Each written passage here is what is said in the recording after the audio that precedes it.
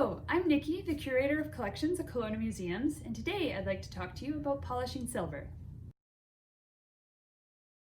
Supplies that are needed for polishing silver, first of all, is high quality silver polish. I use Haggerty silver polish. There's lots of polish on the market.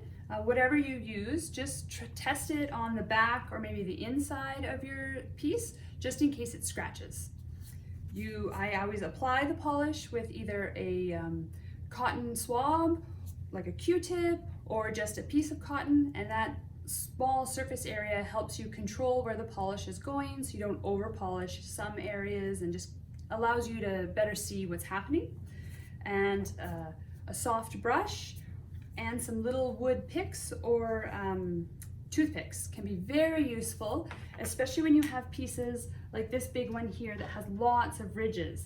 And sometimes in these ridges, dried silver polish will be hiding if it wasn't cleaned off properly last time it was polished. And then when you go to polish it again, those chunks can come out and they'll scratch your silver.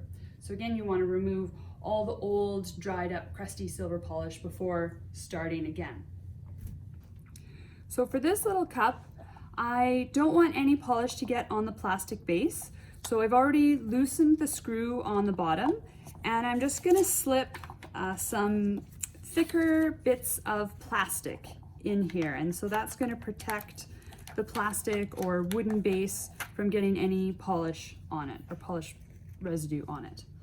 And you get some polish on your swab, and then you just start polishing and rubbing in a circular motion.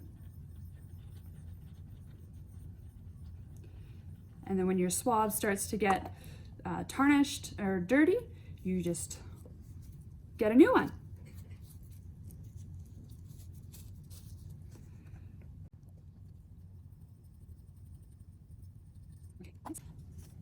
So we should also mention polish dips.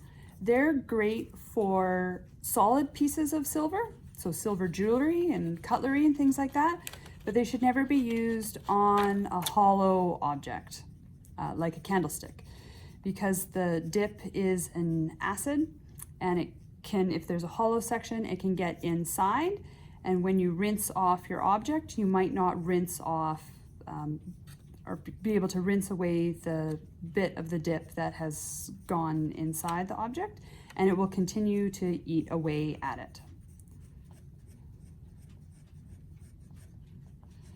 And so you can see here that some areas are polishing up quicker than others.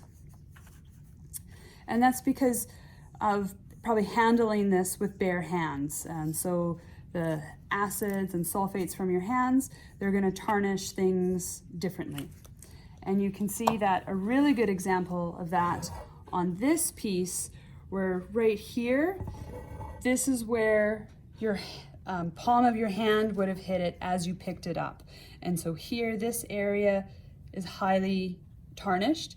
And actually, I believe that this area here, is a plated silver object, and this area, all the silver has been polished off of it. So that's another thing you need to think about when you go to polish your silver, is that can you polish it evenly, or has some of the plated silver been completely polished away? Once an object has been polished at the museum, we wrap it up in acid-free tissue and then put it in a plastic bag. And that's to stop air pollutants from getting to the silver and tarnishing it again quickly. One thing that is really important to remember is to write the number or what the object is, because once it's wrapped up, you can't really tell what it is. Hope you enjoyed this video, and happy polishing!